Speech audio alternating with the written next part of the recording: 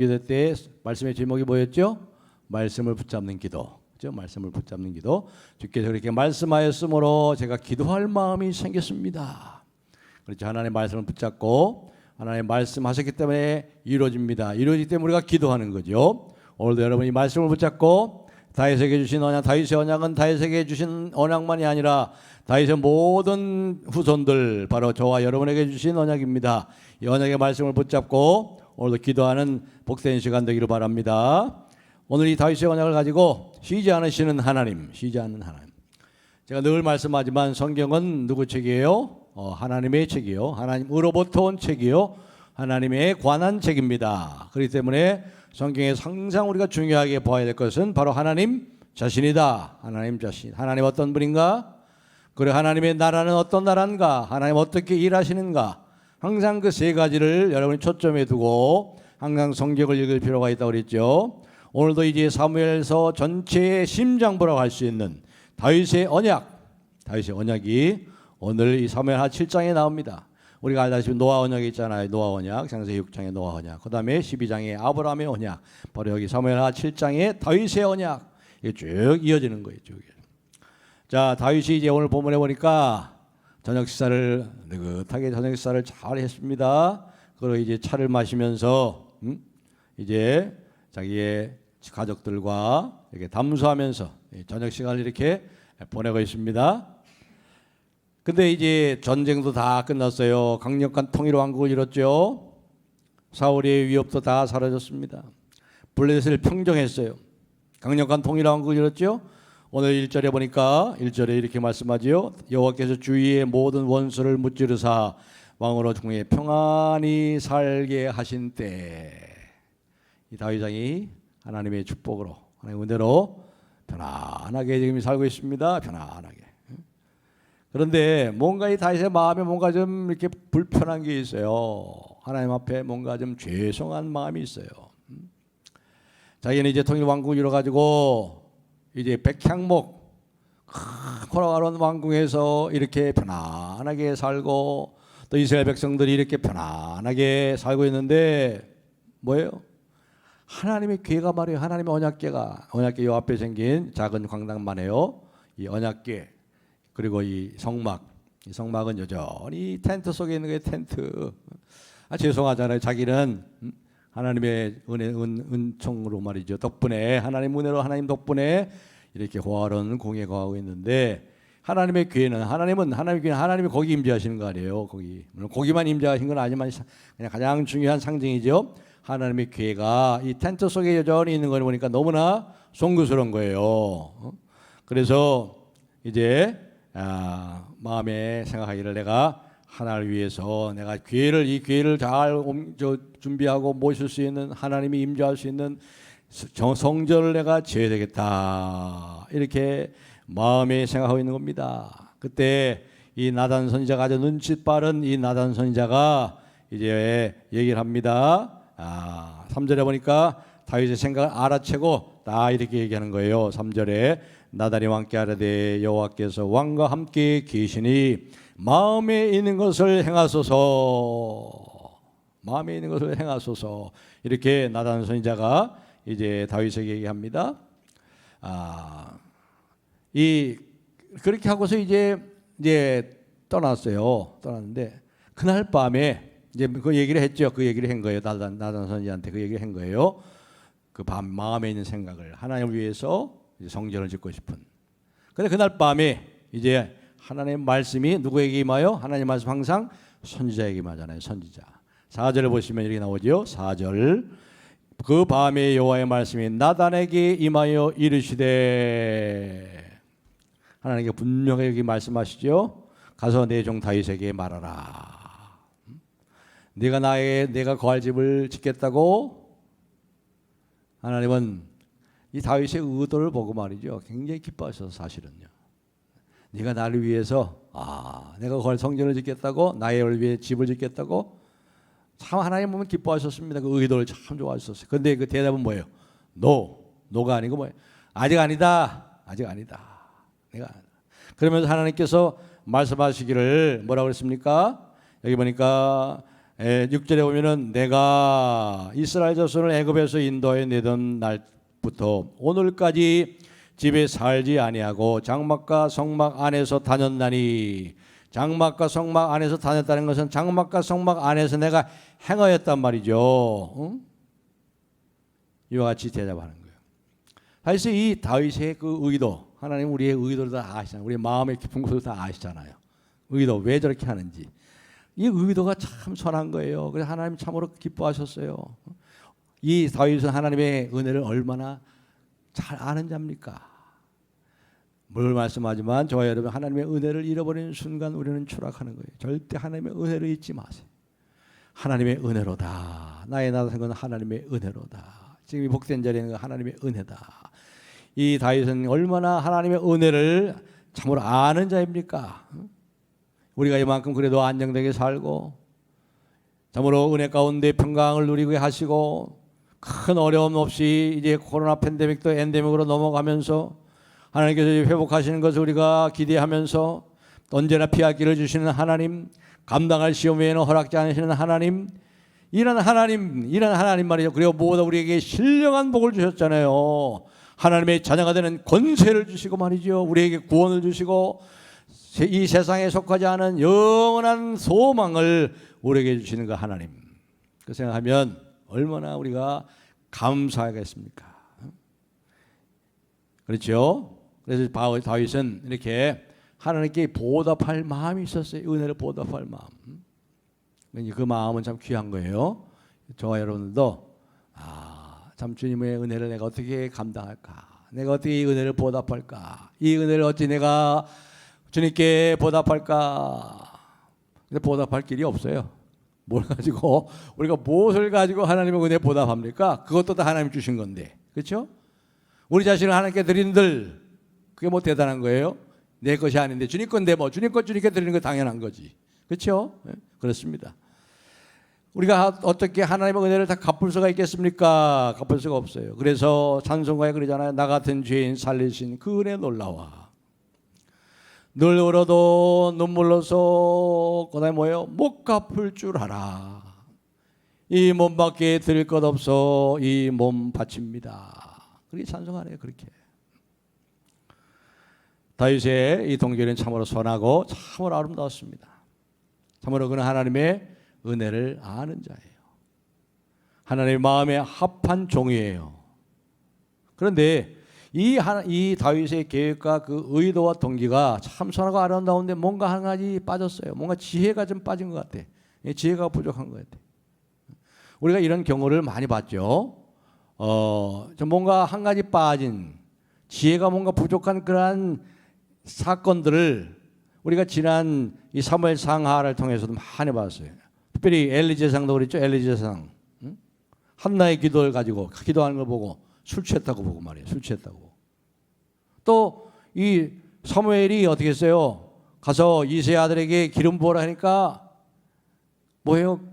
겉모습만 보고 기름을 부으려고 그랬잖아요. 얼마나 큰 이 지혜가 부족해요. 그렇죠? 여기 다윗도 그랬었잖아요. 다윗도 나발이 말이야. 나발 이름도 나발이야. 맨날 술 나발 불고. 그 아내가 누구죠? 아비가일. 지혜로운 아비가일. 그 나발을 그냥 죽여보려고 그랬잖아요. 싹 쓸어보려고. 그때 이 지혜로운 이 아비가일 통해서 그 위기를 벗어나잖아요. 그때도 이 다윗이 지혜가 부족했단 말이에요. 그렇죠? 이러한 사례들이 많이 있어요. 동기가 선했지만 지혜가 부족해요. 신학적으로 잘못됐어요. 인간의 계획은 하나님의 지혜의 말씀으로 수정이 되어야 되는 거죠. 그러니까 우리가 모든 것을 계획하고 무슨 결정할 때 항상 하나님께서는 어떻게 생각하실까? 항상 하나님의 말씀에 묻고 말이죠. 거기에 대해서 우리의 생각들을 수정하고 하나님의 인도를 받아야 되는 거예요. 시스템의 교회는 절대 시스템으로 가는 게 아니에요. 성령께서 그때그때 말씀하심을 따라 움직여야 되는 거예요. 다윗에게 하나님께 내가 나를 위하여 집을 짓겠느냐? 잊어버려라. 내가 너를 위하여 집을 지어주겠다. 집을 세우는 자는 네가 아니고 나다. 만일 예루살렘이 우리 하나님께서 다윗에게 이렇게 말씀하시는 거예요. 만약 예루살렘이 네가 성전을 짓는다고 온통 이 건축 사업이 진행되는 것을 그 광경과 그 소리를 듣게 될 텐데 생각해봐라. 목소들이 망치 소리, 많은 인물들이 움직이고 결국 그 소리와 건축하는 소리를 가득해지게 되면 이 예루살렘 백성들이, 이스라엘 백성들이 관심이 어디 가겠느냐? 내가 하는 그 일에 집중할 거 아니냐? 너 다윗이 이 지금 벌이고 있는 일에 집중할 것이 아니냐? 거기에 다 휩쓸리고 있지 않을 거냐? 그러나 네가 해야 되는 일은 그들이 이 일을 내가 하는 것을 그들로 하여금 볼 수 있도록 하는 일이 네가 하는 일이야. 그 일은 네가 하는 것이 아니고 모든 백성들은 네가 한다. 그렇게 봐서는 안 되고 너를 통해서 내가 하는 것처럼 모든 백성들이 그렇게 볼 수 있도록 그 일을 그렇게 해야 돼. 근데 사울은 그 일에 실패했지 않냐? 실패는 한 사람으로 족한 거야. 내가 생각하는 그 집을 세우기에 적당한 때 내가 그때 세울 거야. 그렇죠? 다윗은 하나님이 지금까지 무엇을 해오셨고 또 무엇을 하시고 앞으로 무슨 일을 하실 것인가에 대해서 크게 마음을 두지 않은 거예요. 그래서 여기 우리가 이 다윗의 언약 쭉 우리가 7장 쭉 읽어봤습니다만은 여기 23개의 동사가 나오는데요. 이 동사가 보면은 전부 다 1인칭 동사, 1인칭 동사. 내가 하고 내가 너를 위해 내가. 여러분 이게 복음인 거예요. 우리는 자꾸 우리가 뭘 하나님을 위해서 뭘 하려고 그래. 그게 아니에요. 제가 늘 얘기하는 거예요. 하나님을 위해서 뭘 하겠다는 마음으로 가득했던 다윗. 내가 하나님을 위해서 집을 짓겠습니다. 선한 의도였지만 오히려 뭐라고 그래요? 아니다. 내가 너를 위해 집을 지어주마. 그래서 여기 동사 7장에 우리가 지금 17절까지 읽었는데 그 17절의 동사에 보면 전부 1인칭 동사가 나와요. 그 주어가 누구예요? 주어가 하나님이에요. 하나님이 하신다는 건 하나님이. 다윗이 하나님을 위해서 벌이겠다는 일이 대단한 게 보였지만 별거 아닌 거예요. 내가 한다면. 여러분 이 복음을 좀 누리셔야 돼. 이 복음을 못 누리니까 우리에게 불평 있고 원망 있고 감사가 사라지는 거예요. 하나님이 우리를 위해서 하신 것들에 대해서 하고 계신 것, 하실 일들을 생각해 보세요. 이것이 다윗의 언약의 중심이고 이게 복음이에요. 이게 복음.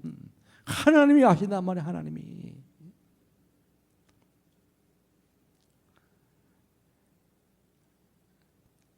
지금까지 우리가 다윗의 우리 삶을 쭉 사무엘상부터 쭉 돌아온 말이죠. 다윗이 하나님으로 충만한 사람이었어요. 하나님이 충만한. 언제든지 하나님께 묻고 내가 쫓아가리까 가라. 어디로 가오리까 어디까지 가라. 항상 하나님 중심으로 묻고 하나님 임재 속에서 하나님으로 가득한 삶을 살았는데 이제 우리가 이제 나중에 보겠습니다만은 이제 어떻게 돼? 다윗이 편안하니까 자기 자신으로 가득한 상태로 넘어가는 게 일보 직전에 있어요. 지금 일보 직전. 내가 주를 위하여 집을 짓겠습니다. 하나님의 행하심보다 내가 앞서고 말이죠. 내가 행하는 일 더 중요시 여기고 이렇게 일보 직전이에요. 일보 직전. 여러분 하나님의 왕국은요. 하나님이 하세요. 하나님. 저와 여러분 도움 없이도 하나님 다 하세요. 우리를 불러주시니 감사한 거죠. 이 영광스러운 일에 내가 너를 함께 하고 싶다. 이 얼마나 감사한 거예요. 하나님의 교회는 인간의 손 안에서 안전해지는 게 아니에요. 크게 성전에 하나님이 저를 모신다고 하나님이 더 안전해지는 게 아니에요. 인간의 손이 아무리 경건하고 거룩해도 하나님은 인간의 손에 의지하지 않아요. 성경은 하나님에 대한 책이라니까요. 하나님에 대한 책. 그래서 우리는 하나님께 이렇게 부르짖을 수밖에 없죠. 주여, 이 어리석음과 이 부족함을 불쌍히 여겨 주옵소서. 하나님이여, 지혜를 주옵소서. 내가 잘못 판단하고 잘못 행하는 것이 있다면 하나님 주님의 지혜로 저를 붙들어 주시고 고쳐 주시옵소서.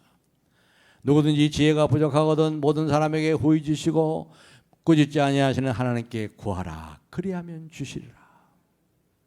여러분, 하나님이 어떤 분이신지 아시겠어요? 우리는 너무 우리가 막 하려고 뭘 하려고 자꾸 그래. 그분은 광야 같은 이 세상길에 저와 여러분이 천국에 이를 때까지 우리와 늘 함께 순례자로 나그네로 길을 함께 하시는 분입니다. 그분은 성전에 정착하는 분이 아니에요. 그분은 우리의 동반자예요. 우리 순례길의 동반자예요. 컴퍼니. 함께 파니는 떡이잖아. 함께 떡을 먹는 사람이란 말이에요. 언제까지? 우리가 저와 여러분이 본향에 이를 때까지 우리와 떡을 같이 나누시고 인생의 순례길을 가리 본향에 이를 때까지 함께 움직이는 나그네요, 순례자요. 순례자의 하나님이에요. 순례자의 하나님. 하나님 자신도 순례자예요. 그래서 성령이 한 교회, 한 지역에 머물지 않아요. 대한민국에 70년대, 80년대 큰 붕을 주시고 어떻게 지금은 어떻게 되고 있어요? 이 부흥의 불길이 지금 서서히 식어지고 지금 저쪽에 아프리카, 저 이란 이쪽으로 지금 성령이 움직이고 계시잖아요.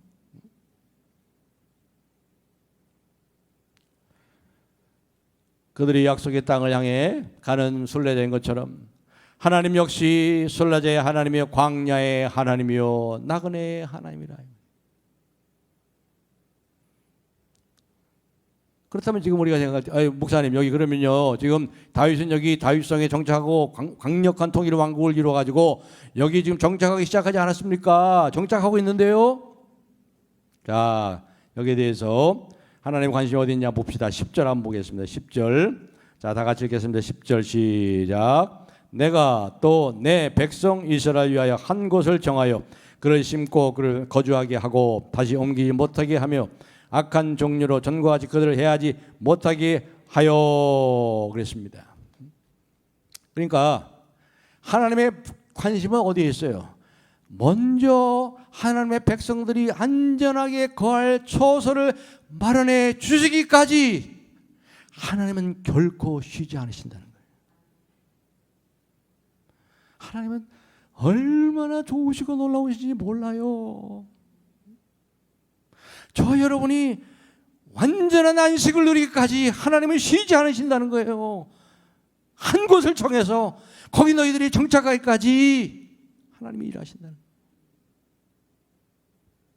하나님께서 저와 여러분에게 진정한 안식을 주시기 전까지는 결코 안식하지 못하신다는 거예요. 여러분, 하나님의 놀라운 마음을 읽으시겠습니까? 하나님을 알면요, 하나님 앞에 할 말이 없어요. 그냥 엎드려 경배하지. 할렐루야, 감사합니다. 너희가 질병으로 코로나로 인해서 지금 고통하고 눈물 흘리고 있느냐? 그것 때문에 사업이 점점 어려지고 있는가? 나 또한 너와 함께 고통하며 눈물을 흘리고 있다. 내가 남모르는 눈물과 한숨 속에 고통하고 있느냐? 다른 사람은 다 몰라도 나는 네 눈물을 알고 내 슬픔을 알고 내 탄식을 한다. 내 눈물을 다 씻기까지 내가 너와 함께 아파하며 내가 너와 함께 눈물을 흘리고 있다. 그리고 언젠가는 내가 그 눈물을 다 씻어줄 것이다.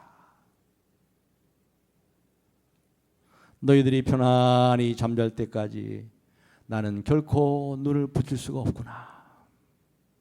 그래서 그분은 졸지도 아니하시고 주무시도 아니하시고 저와 여러분을 돌보고 계신단 말이에요. 이런 하나님이 이런 하나님. 나의 자녀들아, 너희가 내 안에서 참으로 기뻐하고 안식을 누리기까지 나는 결코 기뻐할 수 없고 쉴 수가 없단다. 이 하나님의 마음을 여러분 아시겠습니까? 하나님의 선하심과 인자하심으로 우리의 평생을 지켜주시는 거예요. 우리의 도움을 구하기를 기다리지 않으세요. 도와주실 방법을 찾고 계세요. 믿습니까? 그렇습니다. 내가 너에게 복을 주기 위하여 그들을 떠나지 아니하리라. 이 영원한 언약을 그들에게 주면서 내 기쁨으로 그들에게 복을 주되 나의 마음과 정신을 다하여 그들을 이 땅에 심으리라. 예레미야 32장 40절 41절에 말씀하고 있어요. 하나님의 마음과 정신을 다해서 하는데 하나님의 마음을 다해서 하나님의 온 심령을 다 기울여서 저와 여러분을 이 땅에 심도록 하신대. 이게 복음이에요. 이게 복음이에요.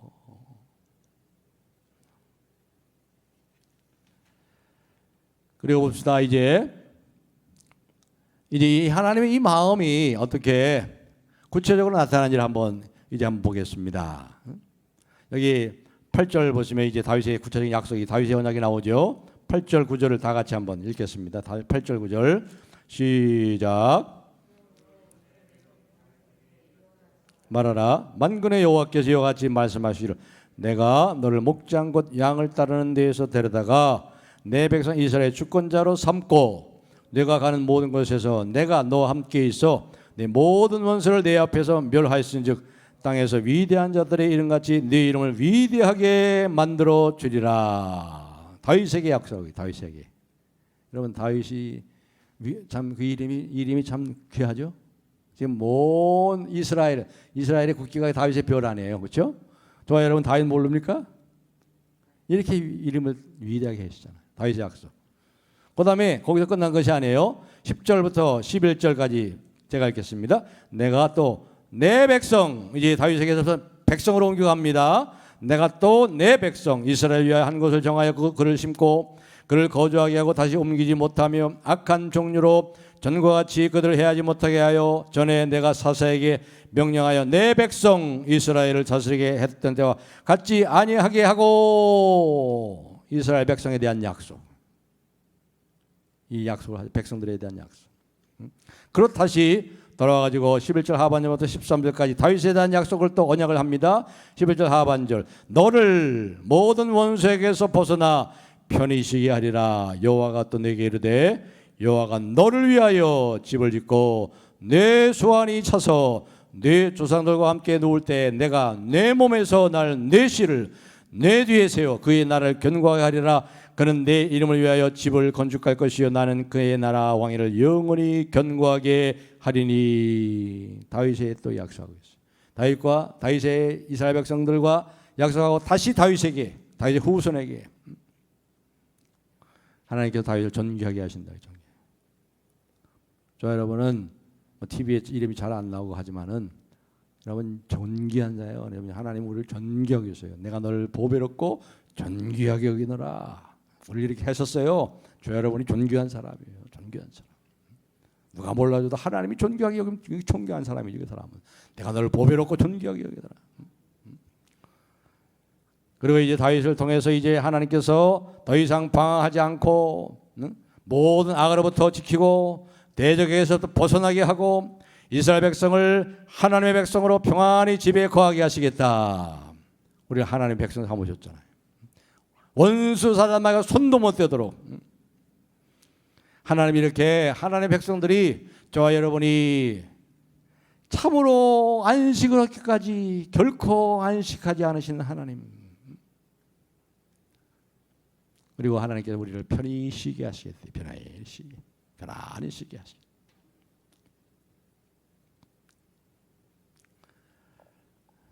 내가 너희를 반드시 복주고 복주리라. 헛된 말이 아니에요. 하나님 복을 주시고 또 주신대. 영원히 주신대. 영원히.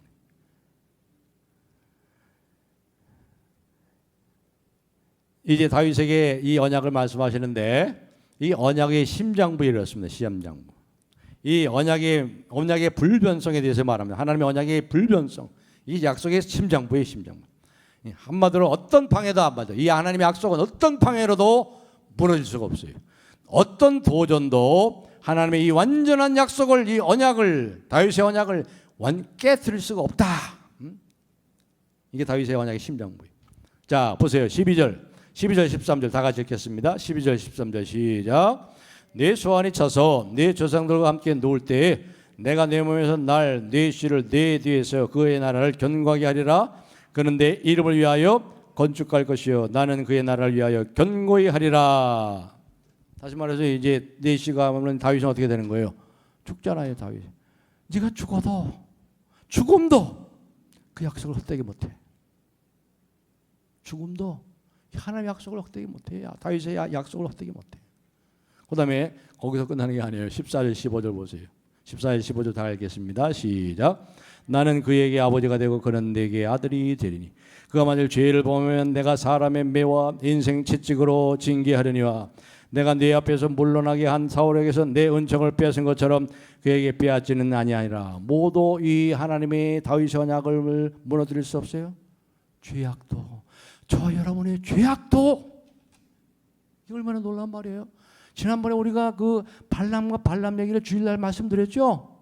하나님께서 그 사람의 운명은 뭐에 의해서 결정되는 거예요? 그 사람을 향해서 하나님이 어떻게 보아주시냐에 결정된다고 그랬어요. 하나님이 이스라엘 백성들을 어떻게 보아주세요? 죄를 지어도 죄의 허물을 보지 않으시겠다는 거예요. 왜? 예수 그리스도의 보배로운 피를 통해서 보시기 때문에 그래요. 그렇기 때문에 저와 여러분은 어떤 죄악도 이 다윗의 언약, 이 복된 언약을 깨뜨릴 수 없어요. 무너뜨릴 수 없어요. 이게 복음이란 말이에요. 이게 복음. 가서 죄 져도 되겠네. 그게 아니죠. 또 어리석은 사람인 사람. 그렇게 사랑하시니 나도 주님을 내 생명을 다해 사랑해야지. 그래야죠. 어떤 죄악도 이 언약을 못 무너뜨리지 못해. 그리고 또 거기서 끝나지 않습니다.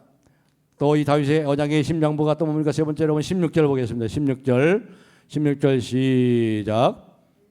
내가 네 집과 네 나라가 네 앞에서 영원히 보존되고 네 왕위가 영원히 견고하게 되리라. 시간도 역사도 하나님의 언약을 깨뜨릴 수 없어요.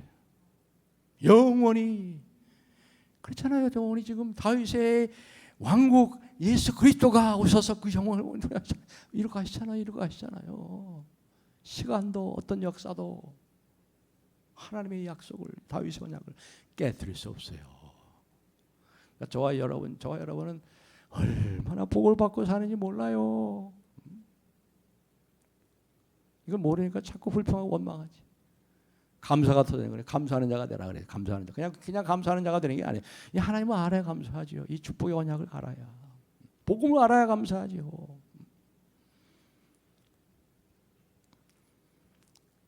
그렇죠? 현대의 메시아 그가 영원히 다스리시오. 하나님 왕국에서 우리 샬롬의 왕 하나님이 다스리세요. 우리 주님이 다스리세요. 그 하나님의 다스림을 받는 백성 얼마나 행복할까요? 네? 얼마나 행복할까요? 지금 러시아가 행복하겠어요? 전 미국이 행복하겠어요? 그가 친히 다스리시니 영원히.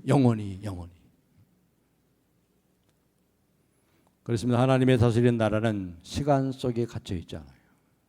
시간 속에 무너지지 않아요. 코로나 팬데믹 속에 무너지지 않아요. 역사 속에 함몰되지 않아요. 역사 속에 질식되지 않아요. 하나님의 나라는 영원히 하나님이 다스리는 영원한 나라이기 때문에 시간도 죽음도 어떤 죄악도 감히 거스를 수 없는 이 다윗의 언약, 바로 예수 그리스도를 통해서 이루어졌고 이루어지고 계시잖아요. 그렇습니다. 이게 바로 이 다윗의 언약의 중요한 점이에요. 하나님의 지혜를 보세요. 하나님이 일하고 계세요. 언제까지? 저와 여러분이 쉬기까지, 참으로 쉴 때까지, 완전한 안식을 누릴 때까지 주님은 쉬지 않으세요. 아버지께 일하시니 나도 일한다. 예수님 우리 하나님께서 천지를 창조하시고 일곱째 날에 쉬셨죠. 여덟째 날에 뭐 했어요? 그럼 하나님이 말씀드렸죠. 여덟째 날 뭐 했었어요? 쉬셨죠. 아홉째 날 뭐 하셨어요? 쉬셨어요. 그런데 쉴 수 없어. 왜? 아담과 하와가 죄를 범함으로 죄로가 들어와가지고 다 망쳐놨잖아. 그러니까 쉴 수가 없어요. 그래서 안 씻고 뭐예요? 일곱째 날이 쉬는 날이 뭐예요? 그때부터 예수님께서 항상 죽은 자를 살리는 거라든가 병 고친다든가 또 이러한 기적을 행하시고 이러한 일들을 하시는 날을 항상 언제 했어요? 복음서에 보면 항상 안식일을 했잖아요. 일부러 안식일을 했잖아요. 그래서 안식이라는 거예요. 안식일이 쉴 수가 없어요. 망가뜨려가지고 죄악이 말이야 사단 마귀가 그냥 그래서 악과 고난과 질병에 고통하는 이 불쌍한 인생을 보니까 우리 주님이 쉬실 수가 없어요. 그러니까 지금 계속 일하고 계시잖아요. 언제까지? 저와 여러분이 영원한 안식을 누릴 때까지 쉬어가는 거예요.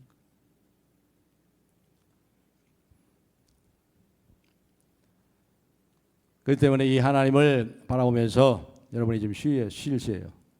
쉴 줄 필요가 있어. 너무 쉬어가지고 너무 요즘 또 코로나 때문에 너무 쉬니까 또 그랬대. 금요기도에 좀 나오시고 말이에요. 우리 김경지 집사도 금요기도에 다 나오셨네. 저 최인경 권사님도 지난주부터 나오시고 나와서 기도하시고. 우리 은규가 이 드럼을 치니까 너무 좋네. 청년 때 은혜를 하나님 많이 주시는 거예요. 그때 은혜 받고 말이죠. 이 복음을 누리세요. 이 복음을 누리시고 감사하시고 그 어떤 것도 이 다윗의 언약을 무너뜨릴 수 없어. 저 여러분의 한 언약. 그렇습니다. 이 누림이 없으니까 감사가 없는 거예요.